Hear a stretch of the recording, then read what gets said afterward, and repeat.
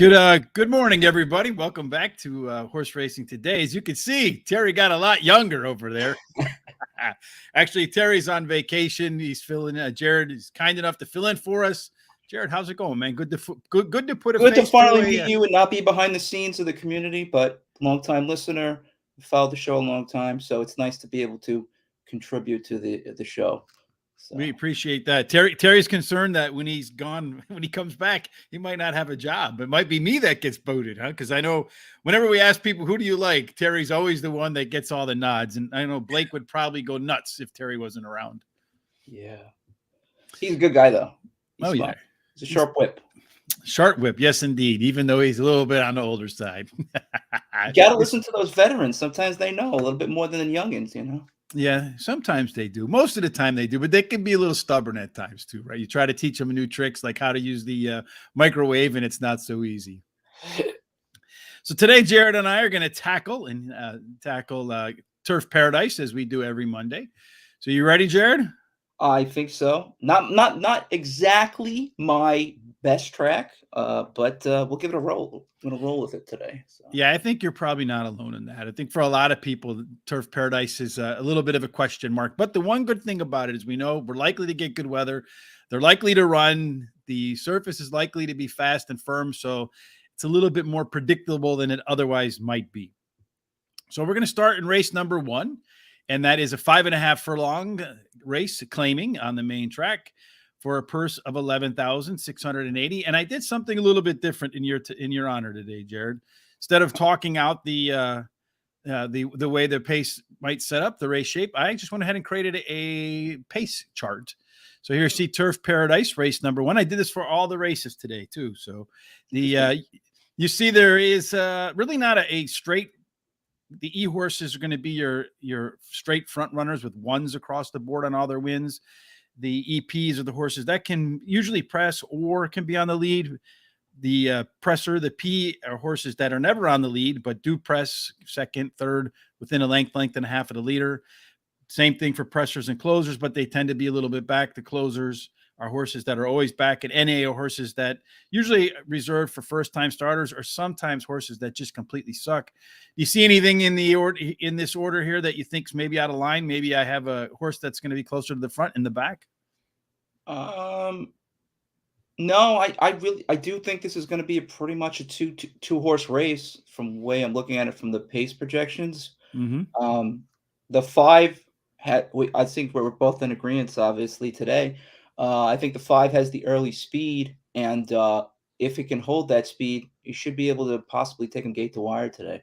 That's the way I see it. So I see it the same way. So looking at me with my picks with the 5 horse, I have it on top. Wicked Fortitude did run the top last race speed figure and showed some improvement in its 2 and furlong pace numbers last time out.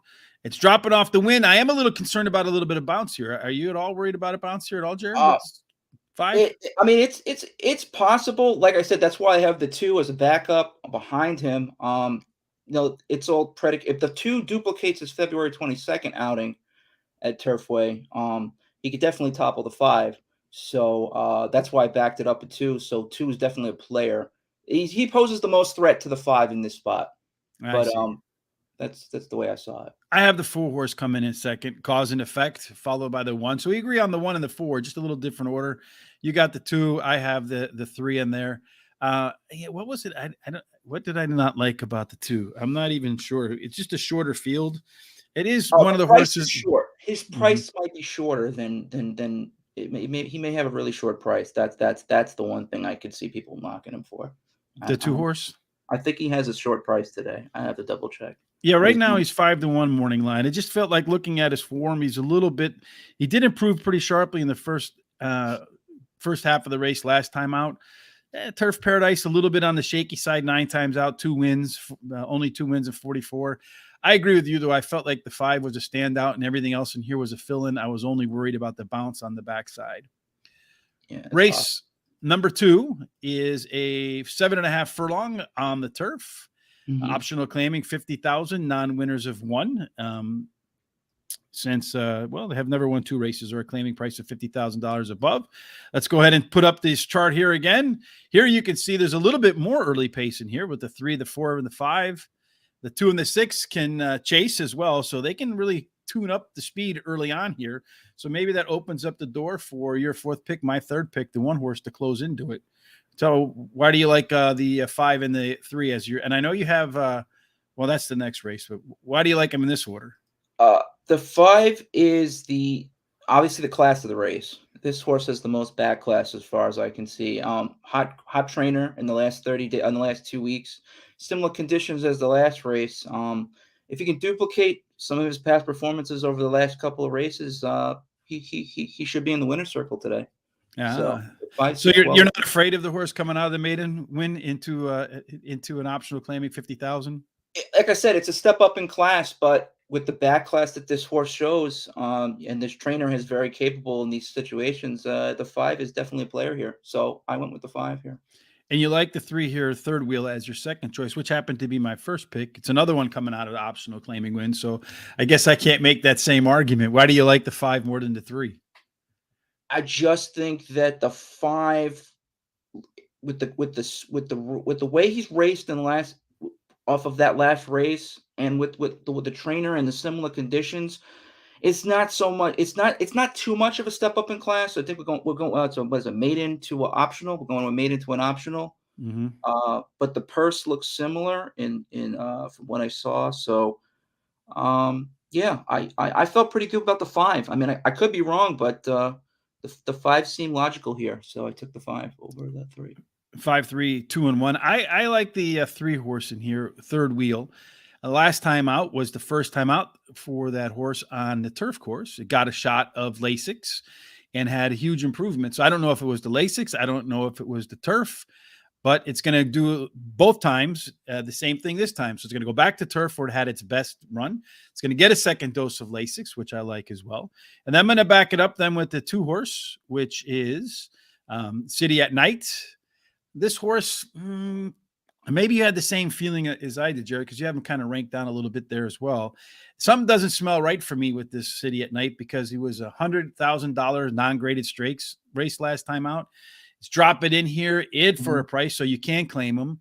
And my question is, would you sell a horse for 50,000 that you paid 60 for, and that you just ran in a race that you thought he could win in 100,000? It's very suspicious drop in class here. Not sure what angle the trainer is going with here. Maybe he's testing him out to see if if this is a better suited slot for him. I really wasn't sure. Couldn't throw him out when you see he's dropping from $100,000 stakes rep. Looks like I think it was a stakes race that he was Non-graded stakes race. non-graded stakes, 100,000. And we're running here at a 30,000 special weight. So yeah, it's unusual. It doesn't make sense, but maybe they're just trying to get a quick piece of the purse for a little bit of change to break even on possible future sales. So Yeah, I was wondering though, because he is in for a claim for $50,000. They paid 60 for him. If he wasn't in for a claim, then I would say I wouldn't be as nervous. But the fact that he was in for a claim concerned me a little bit. We both like the 1 horse Next Journey. You have him as your 4th pick. Mine as my 3rd pick.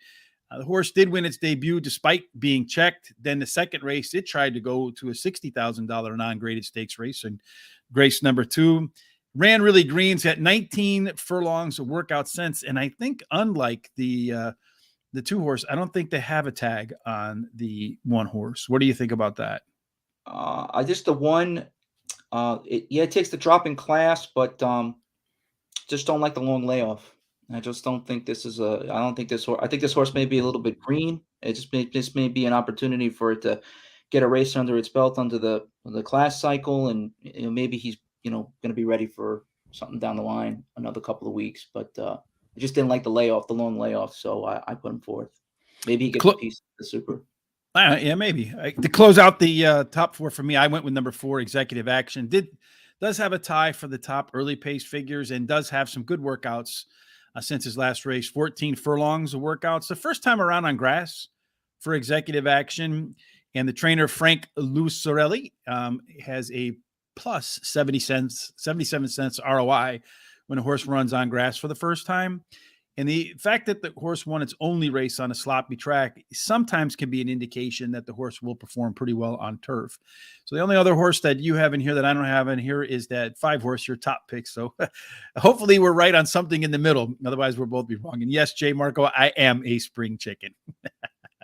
What kind of spring chicken? I don't know. Like 55 springs ago.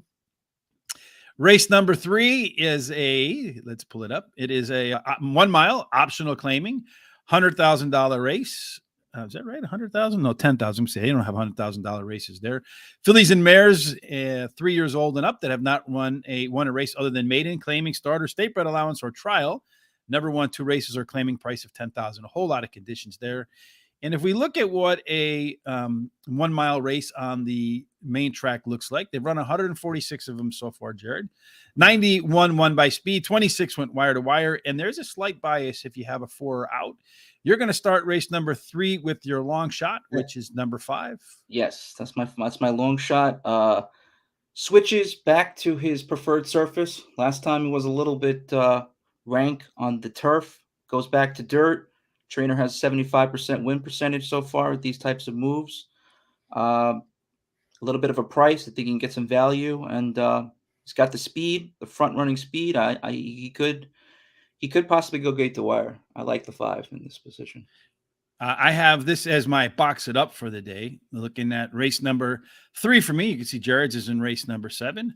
So in race number 3, I'll pull up real quick before we move on to this next part. This is what the race shape kind of looks like. You can see here you have a lot of horses on the backside that tend to prefer to close in their winning efforts, and just a couple on the front side that showed a little bit of early pace. So I feel like you could get a little bit of a pace set up here for the 6 horse, which is why I went with the 6 horse as my top pick. And again, my box it up, 4 horses, $1 exacta box, 50-cent trifecta box, 10-cent superfecta box. Looking at La Castellon, Jockey Harry Hernandez. Have you ever seen anything like this, Jared? The guy's won 15 of his last 21 races. He is a quality jockey. It's unbelievable. Last time out, he ran a mile, but it was almost 4 seconds faster than the previous mile that he ran, which is quite an improvement.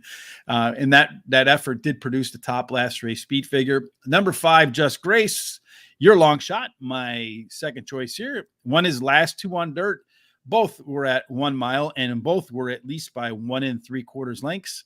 Trainer Dewey Williams, as you mentioned, has won 3 out of 4, taking that turf to dirt angle, generating a really nice ROI of $4.15.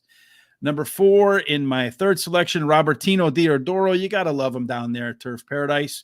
He's winning at 29%, but in this case, he has a light switch horse, and those horses, he either wins or he runs a bad race. Yeah, Diodoro is one of those dangerous trainers. He's on a hot tear right now. He had 3 winners at Oaklawn on Saturday. He's really in the zone right now, so I can't knock you there.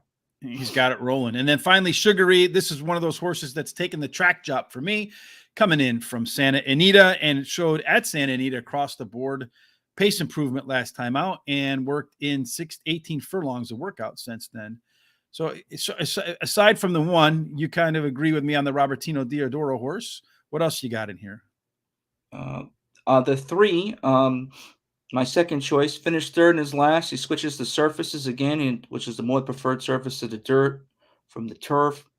So I like the 3, getting back to what he runs best at. The 6, you have him as your top selection. I did see the speed figures on it. He has a high speed in his last figure of his race, and he does grab the hot jockey in Hernandez. So I can see the respectability for using him in that line. I think he might be underneath, but if there's a speed duel up front between the 3 and the 5, he could sit well off the pace and close and take a piece of that and just take them both out to be, as you presented it, as the first top selection and the winner. So we'll see how they play. That's why we put 4 in there. We of course we want to go 1 1 1 1 1 1 all the way down. That's the game plan, but it almost never works out. Like the 4, it's just not. I believe he just prefers longer, and he doesn't like. He prefers shorter. This stretch out is not good for him, so I don't like him in this situation. So I just put him in last. Yeah, put him in last. Race number 4 is another 1 mile. This one's claiming 8,500. Non-winners of 2 lifetime 3-year-olds, which have not won 2 races, as I said. This one is my long shot, Jared, number 3. So we're quickly um, take a look at how the pace set is going to potentially work out.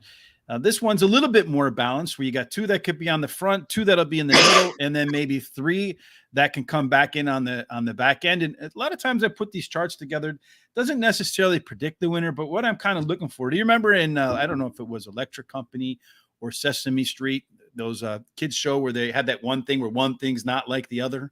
Yeah. You remember that? Yeah, I was that young. All right. So when you have that one thing that doesn't look like the other, so if you got on the left-hand side one horse that's speed and everybody else is packed to the right-hand side and they're closers, the horse might not be the best horse in the field, but definitely might get the best pace set up. And of course, if you flip it around and everybody's up front and there's only one closer, then you might find that horse, the closer, has the advantage. So for me, I'm looking at Oxbow here as my long shot, number 3. Has the top early pace and the top late pace combination in the field. So I wrote down, you can't pass what you can't catch, right? If I'm in front of you and I'm faster than you all the way around the track, not much you can do. Trainer Joe Toy, when he goes sprint route, wins at 15%. When he goes sprint route, wins at 14%. Overall, he just wins at 8%. So I call that training alpha. What are your thoughts on the 3 horse? You have him third. The 3 horse. What did I have? I just thought he might be. I thought he could improve in the. I thought he could possibly improve. I mean, it's a pretty good trainer. I thought he could get me. He might be able to get a minor award, so I put him in 30. If you're playing exotics, you could get a piece of the trifecta. Saw the works on the I'm taking a roll on the dice with this first time starter. The works look good. I think this horse is coming in with good conditioning. I'm willing to take a price. I think we might get 5-1 on this one, maybe 6-1. And I like the first time starter, so I went with the 4. Some new blood to the equation, but I'm not a guy who's always going to take the chalk. So sometimes when you go against the chalk, it's high risk but high reward. So that's absolutely the point, right? To turn a positive ROI. So I have in this particular spot race number 4, the 5 horse Bear Brian as the second choice. It's the second start off the claim for Justin Evans. And when you look at a trainer and he has a record of winning 43% of the time, it's not like on 5 races, so he's won 2 of them. It's on a pack of races. That's a pretty good angle, I feel like. And he wins at a high rate anyway at 24%. So anytime he can build any alpha off of that, it's a pretty good sign. And he's dropping a couple classes here, which is another one where he delivers alpha. Looking at the 4 horse, Alpine Hypnosis, trainer Nicole Traiani. I hope I pronounced that right. She's got a positive ROI of 131 on routes and then on dirt at a plus 210. So she seems to like that. The horse has done okay at the distance as well. And I'm closing it out with number 6, Creative Features. I think this one will be on or near the lead all the way around the track. Just needs to run back 3 races in its wire-to-wire maiden claiming win. Last time out was better across the board and did run much faster fractions at its 6.5 furlong race. So that's going to bring us, Jared, to your first hot dog pick 4, which we finally got together there at the end. Did I bring it in here? I hope I didn't even put it in here. What am I? That's silly. Hold on one second. I got to bring it up and in. How did I manage to do that, Jared? What's that? Not put in the hot dog. I see where you are. We're exactly in the same coordination of sequence too. That's interesting. Yeah, let's see. All right, hot dog pick 4. Where are you at? All right, so here we go. I did check on. We got mine would be here. You go. I pulled it up, so it's on the screen. So originally, I think you had sent to me starting in race 2, but it started in race 1. You originally had it to race 1. The updated version started in race 2. So I just kept the same format you had in race 1 the first time through because I figured you weren't going to make any changes. So this is how I put it down. You have the 5-2 in the first leg, and then walk us through your ticket construction. How you settled on this? Well, like I said, I went off of the some of the figures, and I'm just basically on the sequence. So I went with 5, with the speed, with the 5 in the first. Like I said, the 2 with the price was limited, so I just took 5-2 because I think that's basically a 2 run race. Then I took the 5 with the speed. Like I said, with the trainer conditions, and for the second race, I like the 5 with the 3. The 3 um, was a little bit, I believe it was a little bit lower on the morning line. Mhm. So I was trying to get some value, so I took the 5 and the 3 in the second. In the third, that's my long shot with the 5, the 3, and the 6. Um, I believe one was the 3 was oh yeah, the 3 was third in his last affair, shipping in from Santa Anita. That's a difficult track. So I figured he may have a legitimate class edge on some of these in this field. So I went with the 5-3 and the 6. And then on the fourth, I took the first time starter was my primary for a bit of a price to try to, you know, maybe get a couple of shekels on this first pick 4. So I went Ye 4-5-3 in that race. It's always nice when you can turn a hot dog into prime rib for sure. You Yeah, can yeah. pay for the prime rib later on in the day. That's always the goal. For me, the ticket construction, this really was a difficult one to put together because I felt like outside of the first race where there's only 5 horses in the field, which is why I started with 2 there because that still covers 40% of the field. Then you got some upside. You get some races that were a little bit more difficult to just settle on 3 in the middle. And then in race number 4, looking at the one we just came off of, I just felt like with the long shot on there, and if it wasn't the long shot, then that strong angle from Justin Evans would probably cover me on the backside. Although I probably, if I'm playing it myself on my TVG account or my Twin Spires account or any of my accounts, I Or probably your would have Naira gone deeper. accounts today. If you guys are anybody's out there in New York, you're playing your Naira accounts. Yeah, wherever you're playing them at. So I probably would have gone a little bit deeper in that back half there, Jared.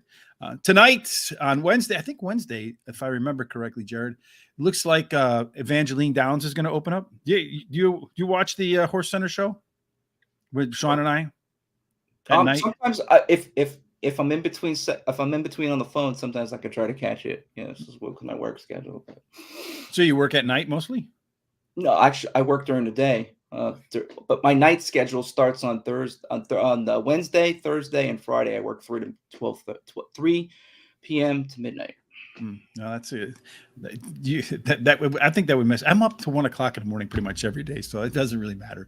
But Yeah, I think on I'm getting Wednesday, like this 1 a.m. 1 a.m. time. I'm like, wow, he's up at 1 a.m. It's 1 a.m. here. Must be it's like 12 midnight here. He's still going. He's I'm up to 1 o'clock, and then I'm usually up by like 6 or 7 the next day, and just busy, busy, busy, busy. But all right, so tonight, Sean and I will be back at 8 o'clock on Horse Center with the Evangeline. It does start this Wednesday with their track announcer Rob Toole. It should be a good show. It'll get us kind of prepped for Evangeline Downs. That starts at 8 p.m. Eastern. And in order to catch that, make sure you subscribe on our YouTube channel.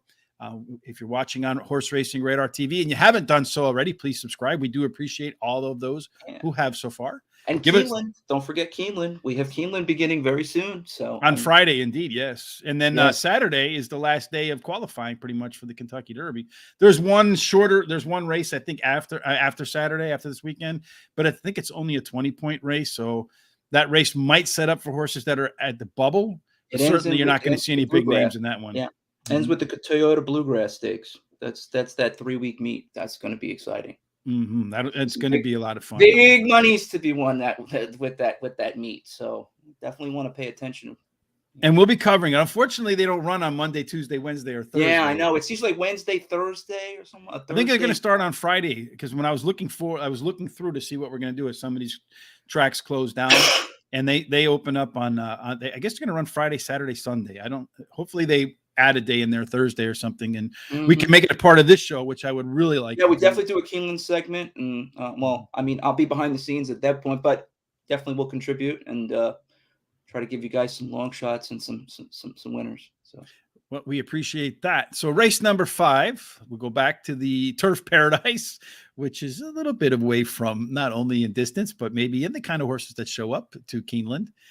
Race number 5, this is my best bet of the day, and it is a 1-mile turf race, maiden optional claiming $30,000. Maidens, fillies, and mares 3 years old and up.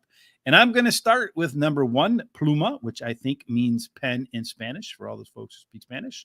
Pluma gets the high win rate rail because if you look at this 1 mile turf, 55 races, 38 of which have been won by speed, 17 had gone wire to wire. And there's a very strong rail bias and an inside 3 bias overall. And the 20%. yeah, that's a pretty 20%. high number. Mm-hmm. And I'm expecting Pluma, the pen, to be better in the second off a layoff after showing some much improved numbers in the first half of its last race. Yep. And then you agree with, you like the one horse here as well. Why, Jared?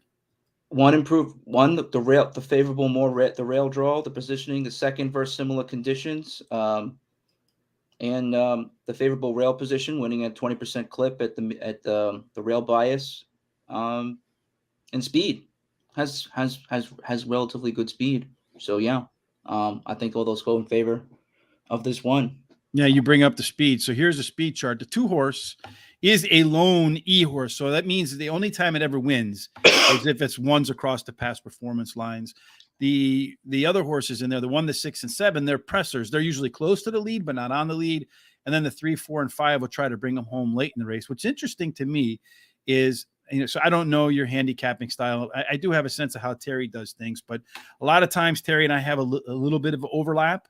You and I pegged this one exactly the same, 1, 2, 5, and 7. So walk us through why you like the 2, 5, and 7. And I'll see what I agree with in terms of your thinking. The two, obviously he's going to go out early. He's going to have to gun for the lead. But his early energy is going to be expedited too quickly. He'd probably be dead by what we're running at. This was 7 furlongs, right? 7 furlongs. This one is a mile on the turf. Oh, a mile. Mm-hmm. I think he'll be out of gas by 6 furlongs. Once we hit the 6 furlong stretch, and then I expect the 1 to fly by him. He'll be going for still trying to keep up, chasing the 1, and at that time, I see the 5 and the 7 because they've been, controlled back there. They're off to a slow. They have more high potential energy to position themselves later on in the race. They'll just be able to pick up the pieces and fly right in at the end to grab a little bit of the purse. So that's basically the way I see it. They were just cleaning up the pieces. So I went with 1, 2, 5, 7. And that's how I saw the race. Yeah, me too. I went 1, 2, 5, 7. I think the 2 horses last race was better than it looks on paper. Ran better fractions. The pace numbers were better. Just didn't show up at the end of the race. Number 5, Bones and Roses, did run the top last race speed figure.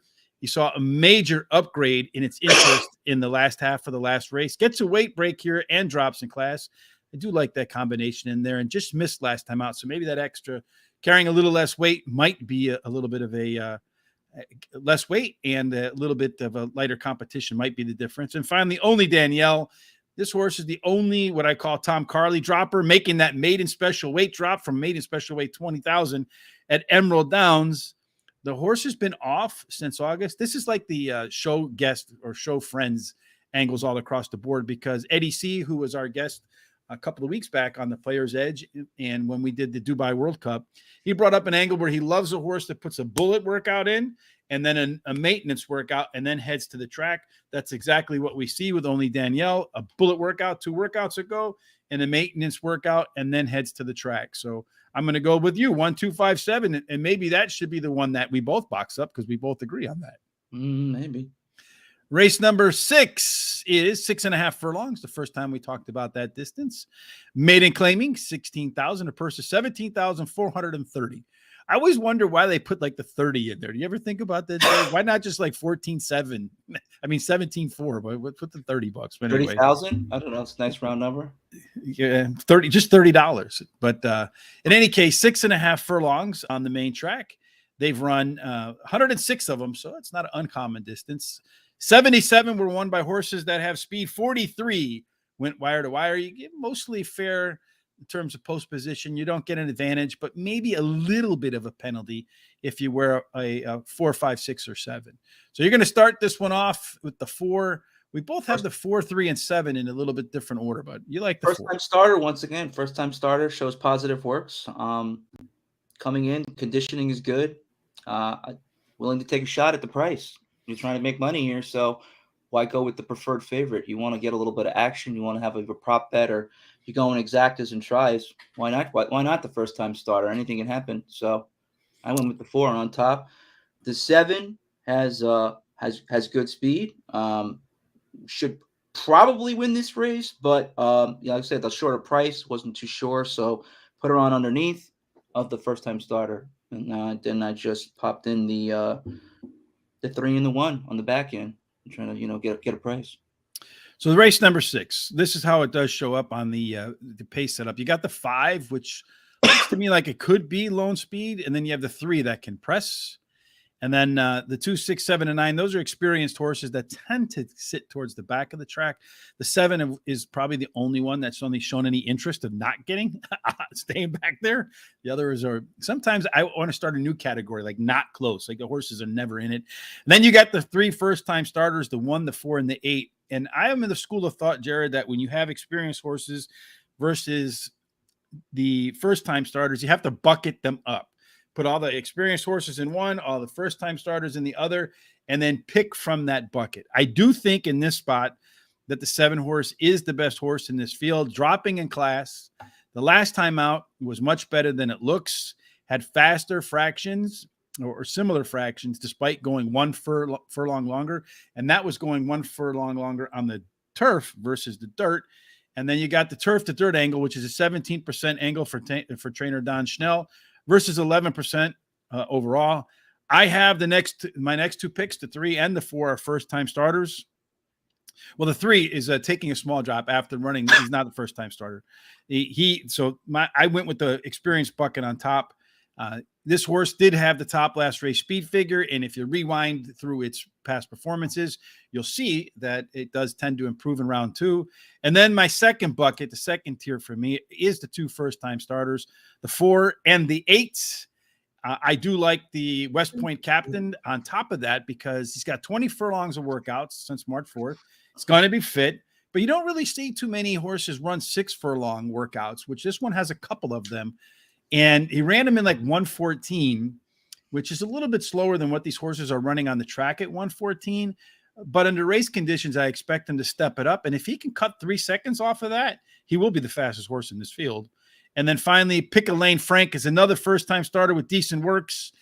His dad, the sire, tried to be a front runner. So maybe Pick a Lane Frank might be one that tries to go out there with that 5 horse and the 3 horse, kind of upset the way that early pace goes. You did a 2 for 1 in race number 7 here, which is another 6.5 furlongs made and claiming $7,500. You went ahead with your best bet and your box it up. Yeah. So why don't you walk us through that? The 8, just it's potential for the price, Val. If we're always looking for price and we're always looking for value. This one presents pretty good price and it has speed. 3 is also the 8. I'm sorry, has a drop in class.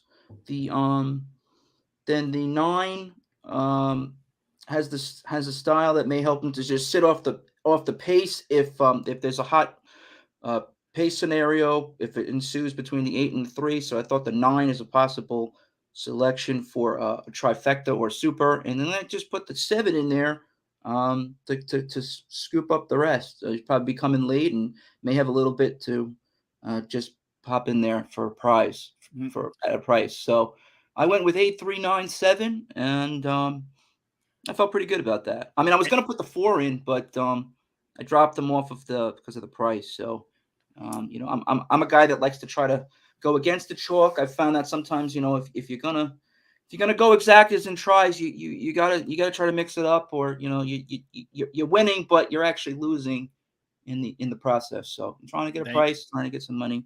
So I went 8, 3, 9, 7. And the 8 is your best bet of the day. And the 8 is my best bet today. Yes.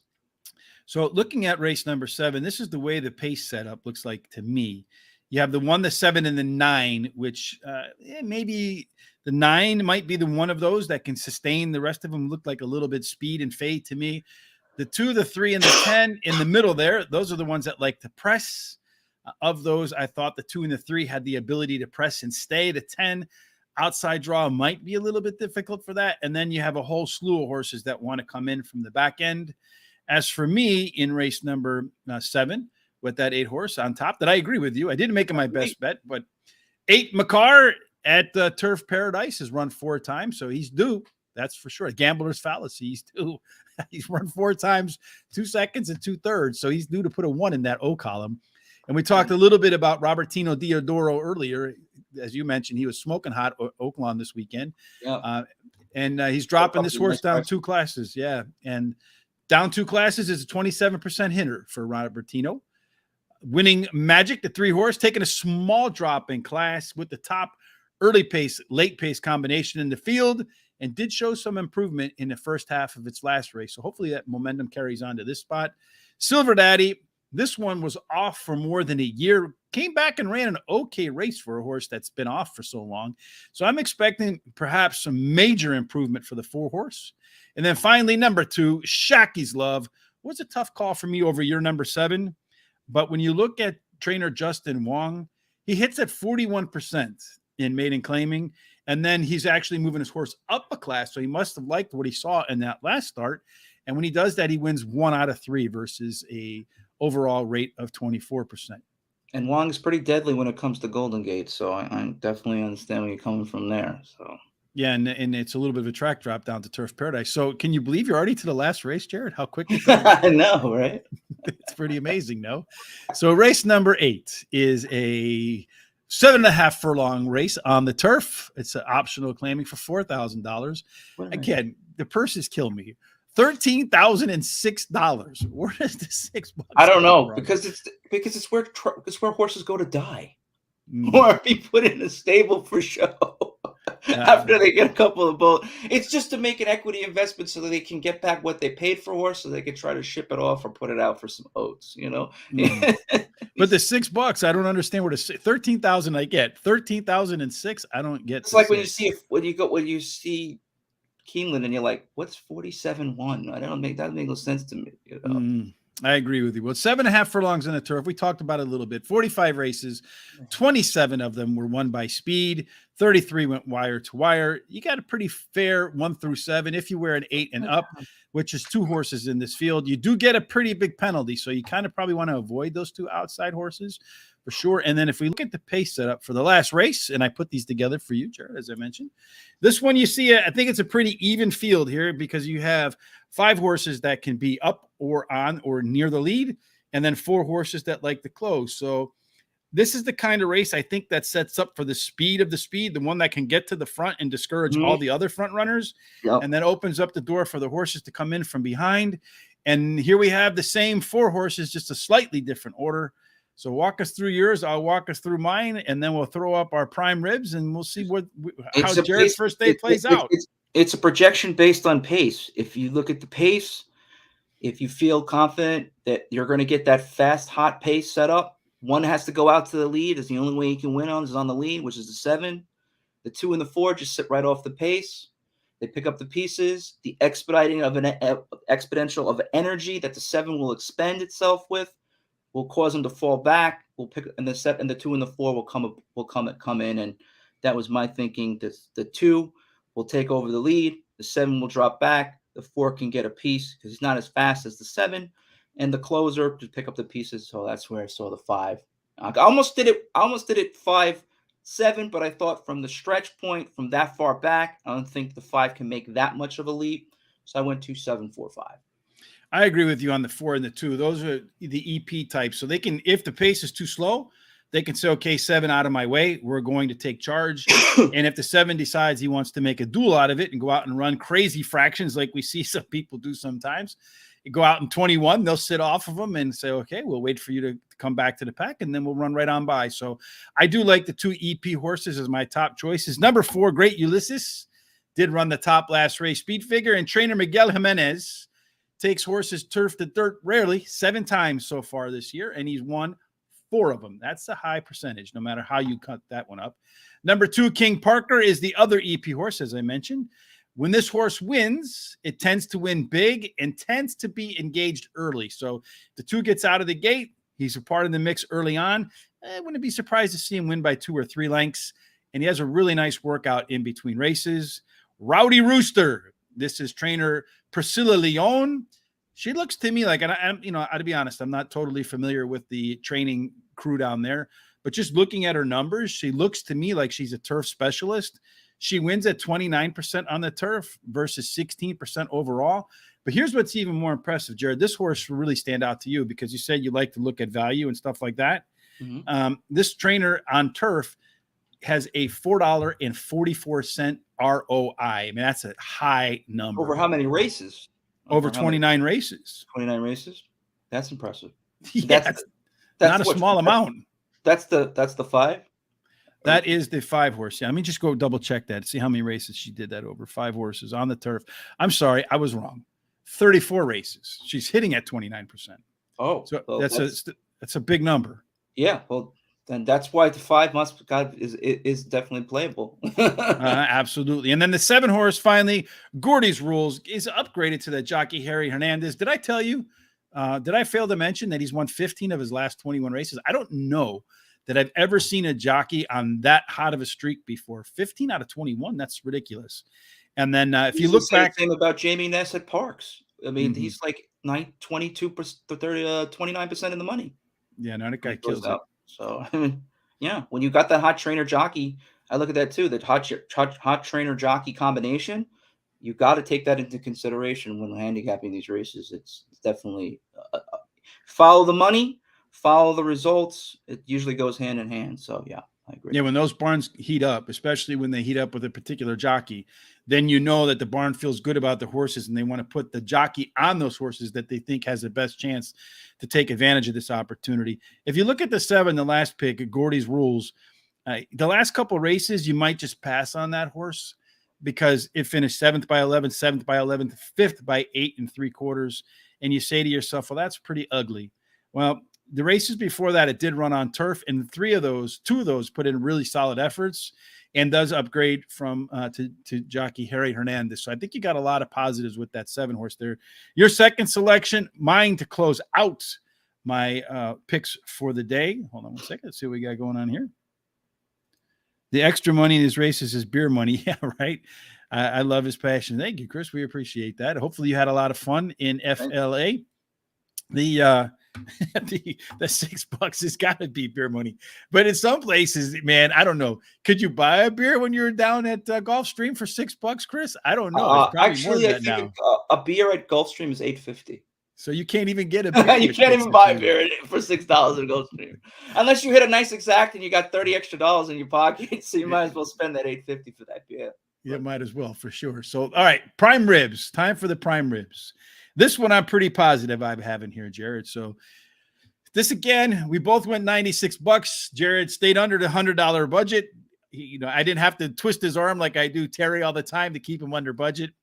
And so we a little bit different. I started. This was tough for me too because I felt like some of these races you can go 4 or 5 deep and still maybe miss the winner because of the horses in the races. I just went with the first leg. I went with 3 horses because it had the least amount of horses in that field, and then went 4-4-4 the rest of the way down. You like that? You put your Achilles heel in race number 6. Race number 6. Yeah. I mean, like I said, I know you got to balance out, like you say, the experience versus the new novice to the track, but you're looking for value, so you want to have a little bit of favoritism, but you want to try to beat the tote. So that's why I took the first time starter. I had to include the first time starter here. So that's why I got the 4, 7, 3. You have 7 on top. I got them behind just as a backup. And like I said, I feel really good about that 7th race with that 8 and 2 and that 7 was also with your 4. I mean, and the funny thing is, I always notice how you and Terry are completely different on your pick on your prime ribs, and you and me are very similar in importance, kind of similar. So maybe that's a good sign that we're gonna collect a couple of shekels today on that big prime rib pick. So we can head down the Gulfstream and afford 1 beer. 1 beer for $8.50. So just a real quick recap here. Let me bring back up our full picks. There you go for the entirety of the track.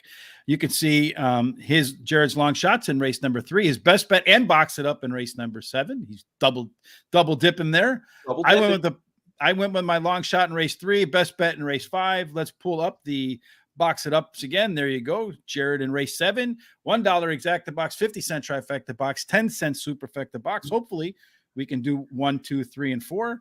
Our prime rib pick for our hot dog pick four, starting race number 1, both spending $18. Jared going 2-2, 3-3, me making it 2-3-3-2. And then finally, our prime rib pick fours look a little bit like this. As Jared mentioned, we have some agreement in there. There's a couple different ways for him and I to end up at the same place with a winner there. And then let's see. Before we go, Terry, Will Rogers today, and a bonus pick for all you guys out there today. Will Rogers today, the 4th race, take the 3. You could bank on that.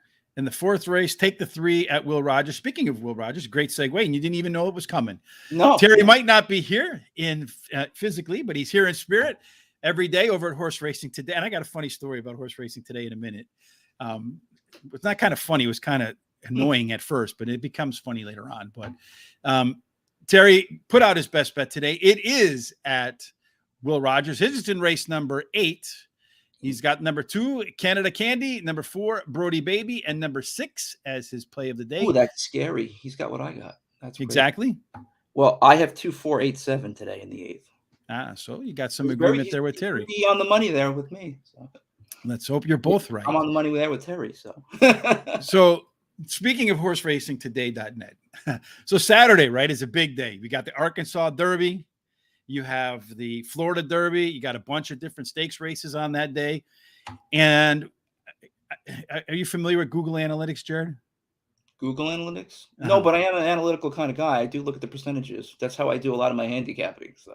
So Google Analytics, when you run a website, you can put code on your website, and Google Analytics tells you how many people are coming, right? So, I can see in real time how many people are on horseracingtoday.net. I can see what pages they go to. So it's a way to monitor your traffic. And then when you talk to sponsors, speaking of sponsors, 6 degrees of separation. If anybody knows a hot dog company wants to sponsor the hot dog pick 4, sponsor the show, any of that sort of stuff, reach out to me at GTSRichB and let me know. So I was going to put together what's called a rate card, where because it's kind of like herding chickens. You have a website, we have the YouTube show, we have social media, we have email lists. So you have all these different things, and it's herding chickens. So you got to put them all together in one sheet of paper. So I was looking at the analytics, expecting a really big day on Saturday with the Arkansas Derby, with the Florida Derby. Oh, the Arkansas was great. I hit that. I was happy with that. I had the Superfecta cold.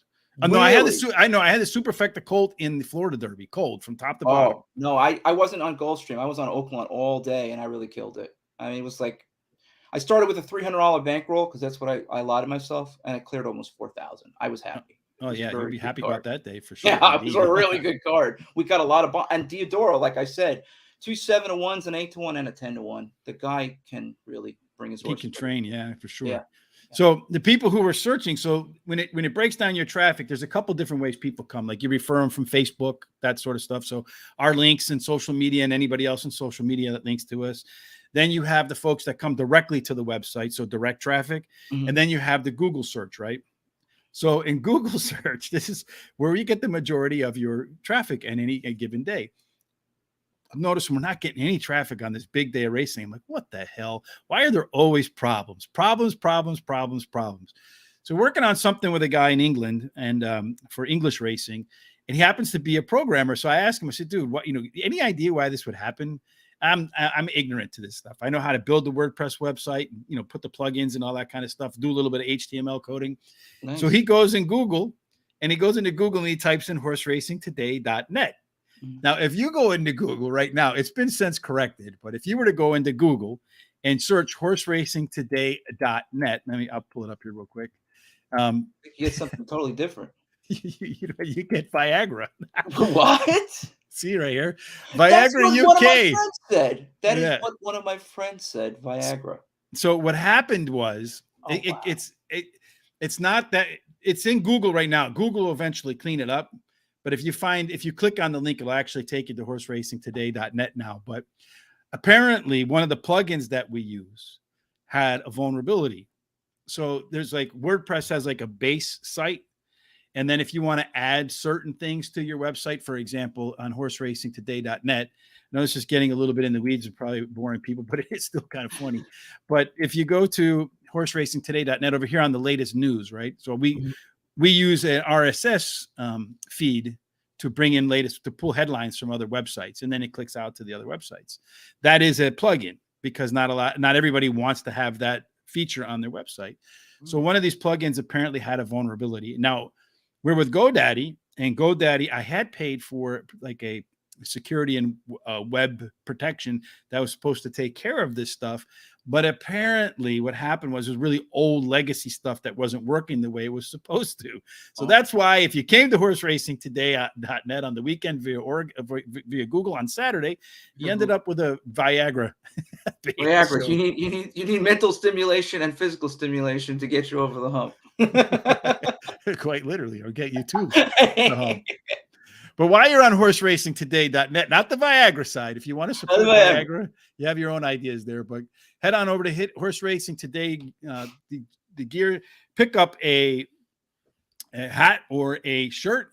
If you want to do it today, is hats for the summer, man. But sport that gear at Belmont Park, but where'd you get that snazzy hat? Oh, you got to go ahead and over to Horse Racing Today and get your gear. Get your hat, get your shirts. And if you're going to do it, today is a great day to do it, not because well, it's a great day to support the show, but it's the last day you get 20% off on anything that you buy. So if you want to do it, support the show. We appreciate the folks who have done it. Quite a few have. I'm looking forward to seeing you take your pictures when you get the Horse Racing Today gear. DM us to Sean or hit us up on Facebook. We'll make sure that we republish them. That will be after. Watch the show, participate, be a follower, be a participant. Rich and Terry run great content. I've been a follower for 6 months, and I'm really appreciate Rich's opportunity to let me on the show because they do a lot of good work for the community. They make you better. They make you think about the analytics of this game because this is really it really does come down to analytics. So it's a big part of this game. You can beat this game if you really follow the analytics of this game, and if you have an analytical mind like I do, and I think Rich does too, because a lot of our picks match today. You can really beat this game. So participate and follow the show, and let's get our booster. Let's get our viewership up because these guys deserve it. They really work hard. So we appreciate all the support. Well, we appreciate those kind words, Jared. And to do that, you can see on the scroll down there our social sites: Horse Race Today on Twitter, Facebook, Instagram. And we're flying on Twitter. Sean's getting sweaty, man, because we're going to close in on that 1,000 pretty quick. And when we get there, Sean's got two choices. It looks like most people are going for the John Belushi reenactment of John Belushi at the deli in Saturday Night Live. I don't know what the clip rules are, but maybe I'll pull it up on YouTube one day and then deal with the consequences later. Well, we got a big schedule. We got Keeneland. That'll take us right into the spring Belmont meet, and then we got we ship from over there, and then soon as far as we know it, then sooner or later we're going to be Saratoga. So we got a really good stretch card, plus the Keeneland meet, which takes us right into Churchill Downs, right up into the Kentucky Derby. So we're going to have I'm sure you guys are going to have a lot of content. I'm hoping to produce and give you guys a lot of content, a lot of winners. Only a couple months ago, we had a couple of $30-1 winners. So, we want to get the community out there. We want to be able to help everybody out there, all the handicappers, the new novices, give guys extra information that they need to try to get them into this game. This game's a lot of fun. This game could be a real pain in the butt, but it can also be a lot of fun. And that's what makes horse racing really special and fun, because every day is a different day at the track and you never know what you're going to get. So in a lot of respects, I feel it's like golf, because you're trying to improve yourself and you're not really competing against anybody but yourself. But in a sense, you are competing with everybody in that mutual pool so that you can take their money, reallocation of funds, so to speak. Tomorrow, you and I will be back again to do the same thing on Parks.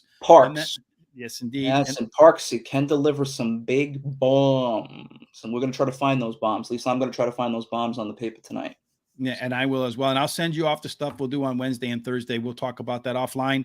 Until we get back again tomorrow, Jared, hopefully your day, everybody else's day. I appreciate you filling in for Terry today. Yep. Hopefully usually I don't want Terry's picks to win. I want mine to win. But today, since you're the guest host, I'll cede that ground to you and hope that all your picks today, Jared, end up in the winner's circle. Absolutely. Have a fantastic day, everybody. Thanks again, Jared.